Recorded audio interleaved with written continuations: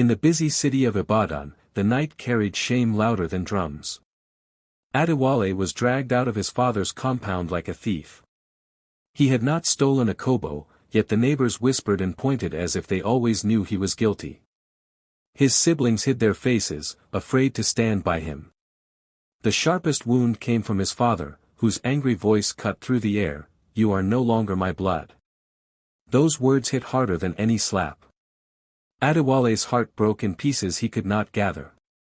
With nothing but the clothes he wore, no money, no shoes, and no place to go, he stumbled into the dark street. Each step felt heavy, like he was walking with stones tied to his feet. Hunger twisted his stomach, but pain twisted his soul even more. Betrayal burned in his chest, but somewhere deep inside, a small flame of will refused to die. He whispered to himself that night, under the same moon his father once showed him as a boy, "I will survive." The road was empty, but his mind was full of questions. How could blood turn against blood? How could lies feel stronger than truth? The cold air pressed against his skin, yet it was nothing compared to the coldness he carried inside. Still, Adewale did not stop walking. Each step into the night was a step away from shame, a step toward something he could not yet see. His story was only beginning. Adewale walked until his legs gave up on him. His body was weak, his lips dry, his stomach crying louder than his heart. By the dusty roadside, he collapsed like a broken tree. The world around him spun, and for a moment, he thought maybe this was the end. But fate had another plan. From the shadows came Mama Ifeoma, the palm wine seller. She was a woman everyone in town knew, her voice was loud, her tongue sharp, but her heart bigger than her frame. People feared her words but trusted her kindness. When she saw the young man lying helpless in the dust, she did not laugh, she did not spit, she did not walk past. She bent down, shook him gently, and with eyes full of pity, whispered, "My son, get up." He woke to the smell of firewood smoke and the sweet sourness of palm wine. He found himself inside a small shack, its walls patched with wood and bamboo, its floor covered with old mats. It was poor, but it was warm. Mama Ifeoma set a bowl of steaming yam porridge before him. He wanted to cry as he ate because no food had ever tasted so much like salvation. When he finished, she spread a mat on the floor and said, "Rest here, son." That word, son, hit him differently. It was the very word his own father had stripped from him, yet this stranger returned it as if she was giving him life. Days turned into weeks. Adewale swept the shack, fetched firewood, washed calabashes, and soon began to help her serve palm wine to the customers who came in the evenings. He learned how she teased the men who drank too much, how she laughed so hard her whole body shook, how she scolded anyone who tried to cheat her. In her little world, respect was earned, not forced. Slowly, Adewale felt the weight on his chest become lighter. Mama Ifeoma treated him like family, not charity. She scolded him when he was lazy, praised him when he worked hard, and prayed over him like a mother who wanted her child to rise higher than her. For the first time since being cast out, Adewale felt seen, valued, and safe. He began to understand that family is not always blood. Sometimes, family is the person who gives you food when you are hungry, shelter when you are lost, and love when the world calls you nothing. Each night, as he lay on the mat in the corner of the shack, Adewale whispered to himself that he would not waste this second chance. He would grow, he would learn, and he would rebuild his life from the ground. The shame that once followed him began to lose its power. Under the humble roof of a palm wine cellar, Adewale started to find not just survival, but joy. And with every sunrise, he felt hope returning, like the first light after a long, dark storm. While Adewale was slowly rebuilding his life in Mama Ifeoma's shack, the town was busy tearing down his name. The lie that ruined him spread faster than dry grass catching fire. It started small, like a whisper in the corner of a compound, but soon it grew teeth. His cousin, the one who envied his schooling and the praise he always received from elders, was the snake behind it all. He told people that Adewale had stolen his father's hard-earned savings, and because jealousy often wears the face of truth, the town believed him. No one stopped to ask questions. No one gave Adewale the chance to defend himself. The story was sweeter as gossip than the truth would have been. At the weddings, women in Gelly leaned close to one another, shaking their heads as they passed the story from ear to ear. Imagine, they whispered, stealing from his own father. At the marketplace, traders used it to spice their idle talk. Don't trust that boy, one would say, he has a thief's hand. Even children began to chant his shame in the streets, laughing and pointing whenever they remembered his name. His disgrace was no longer his alone, it had become a tale the whole town enjoyed telling. Everywhere his name traveled, it carried the weight of disgrace. The cousin, proud of his trick, kept fueling the fire, adding new lies each time. He claimed Adewale had been planning the theft for months, that he had been caught hiding money, that he was chased out like a common criminal. And people, hungry for drama, swallowed every word.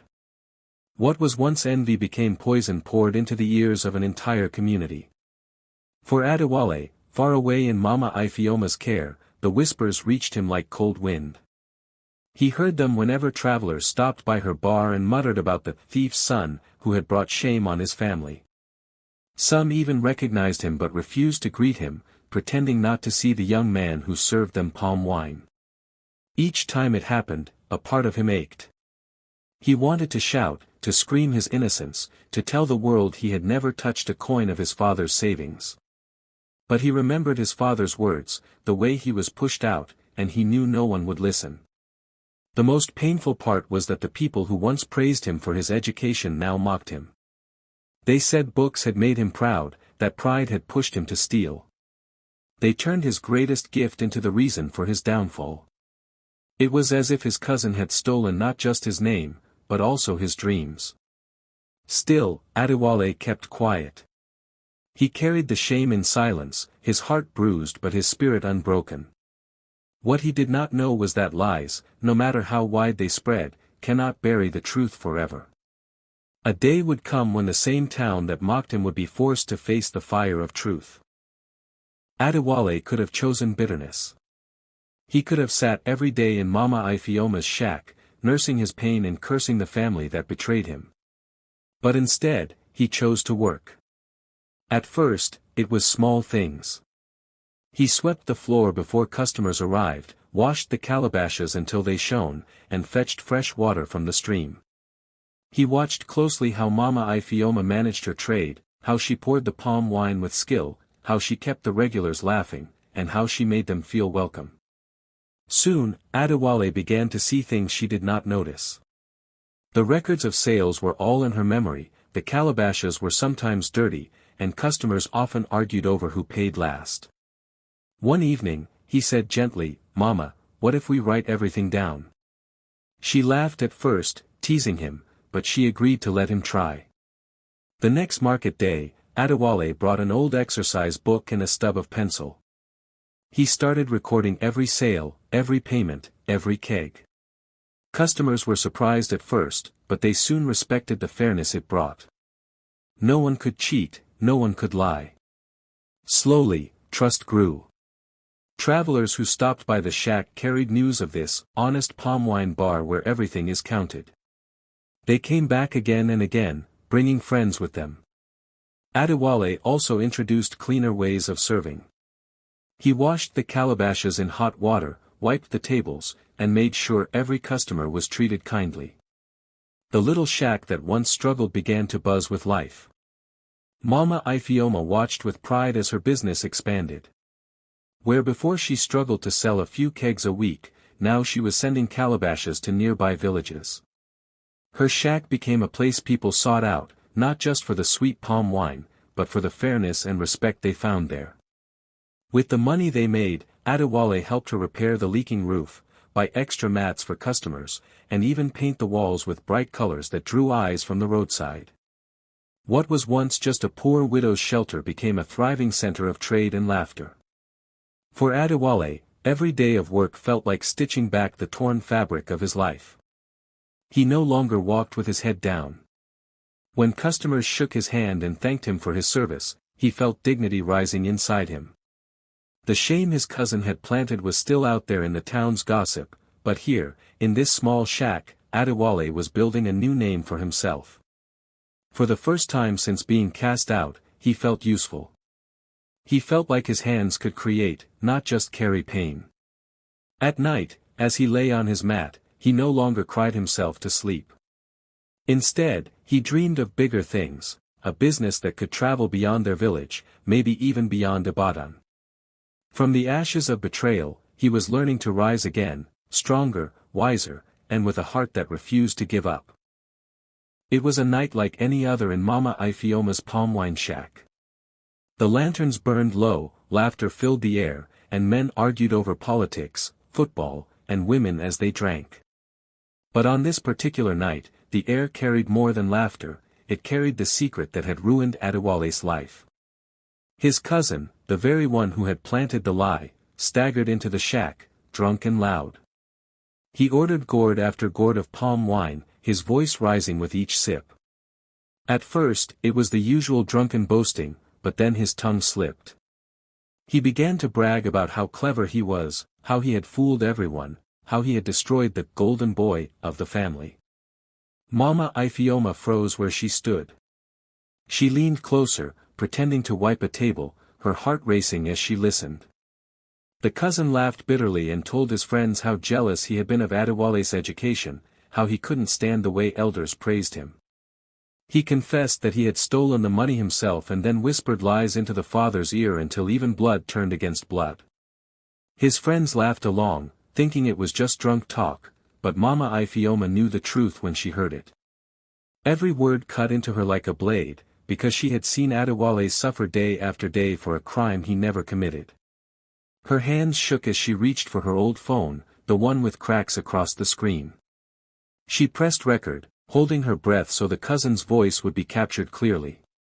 The phone trembled in her palm, but she did not stop until every poisonous word was saved. By the time the cousin passed out on the bench, the truth was already sealed in that tiny device.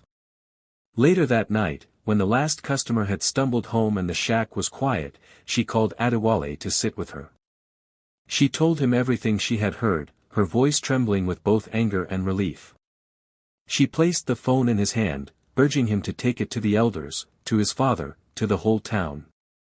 "This is your chance, my son," she said. "Let them hear with their own ears what was done to you." Her eyes were fierce, burning with the fire of justice. But Adewale sat quietly, staring at the phone as if it weighed more than stone. His eyes were calm, but his voice was heavy with pain. "Mama," he said softly, "I have carried this shame in silence because no one was ready to listen. If I fight now, they will say I am desperate, that I want revenge. The truth does not need me to chase it. The truth will reveal itself in its own time." Tears welled in Mama Ifeoma's eyes. She wanted to argue, to shout, to force him to act, but she could not. She saw in his calmness a strength she could not deny. So she tucked the phone away, protecting it like treasure. She did not know when the time would come, but she swore to herself that when it did, the world would finally hear the truth that had been buried in lies. The annual festival had arrived, and the whole town gathered in bright colors, singing, drumming, and dancing. It was a day of joy, a day to honor the elders, and at the center of it all stood Adewale's father. He wore fine agbada, his cap tilted proudly, as people hailed him for his wisdom and strength. The crowd clapped and cheered as he was called forward to receive his honor as a respected elder. For a moment, the shame of his son seemed far behind him, and his chest swelled with pride. But not far away, the same poison that once ruined Adewale was about to spill again. The jealous cousin, already drunk from morning drinking, staggered among the crowd, laughing too loudly and calling for attention. With every step, he reminded people of the disgrace that had driven Adewale out. He shouted about how shameful it was for a son to steal from his father and bragged about how he himself had stood by the family during that dark time. His voice carried, and whispers began to spread once more. People looked at Adewale's father, pity in their eyes, and the old man lowered his gaze, too ashamed to speak. But this time, the story did not end there. From the back of the gathering, Mama Ifeoma rose. Her hands trembled, but her spirit was steady. She walked into the center, carrying her old phone and a small speaker. The drumming slowed, the singing quieted, and soon all eyes were on her. With a deep breath, she pressed play. At first, there was only static, then the cousin's voice poured into the air. Loud, clear, and undeniable. Everyone listened as he boasted of stealing the money, of planting lies in the father's heart, of turning blood against blood. The same words he once thought were private now echoed across the festival grounds. The crowd froze, mouths open, eyes wide. The drummers stopped completely, and silence fell heavy like a storm about to break. Then came the gasps. Women held their heads, men shouted in disbelief, and the whispers turned into a roar. People pushed forward, pointing at the cousin, their anger boiling over. "So it was you," voices cried. "You ruined a man's name for nothing." The cousin tried to laugh it off, tried to claim it was drunk talk, but the recording betrayed him again and again. Every shameful detail was there, every lie exposed. The uproar grew. Some demanded he be punished, others called for justice for Adewale, and the once proud cousin now cowered in the very crowd that once believed him.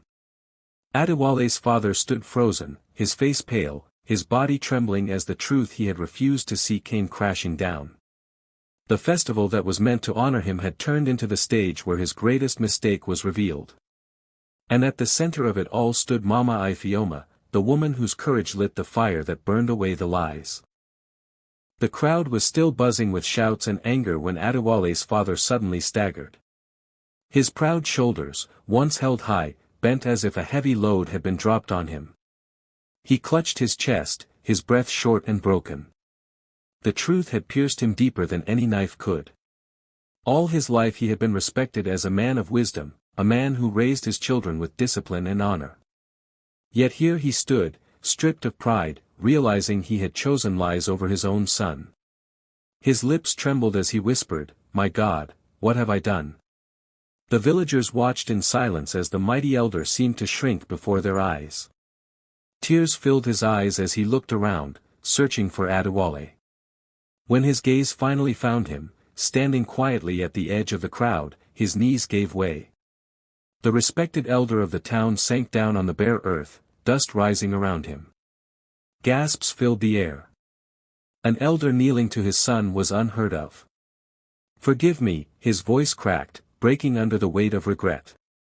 "I cast you out. I believed lies over the truth in your eyes.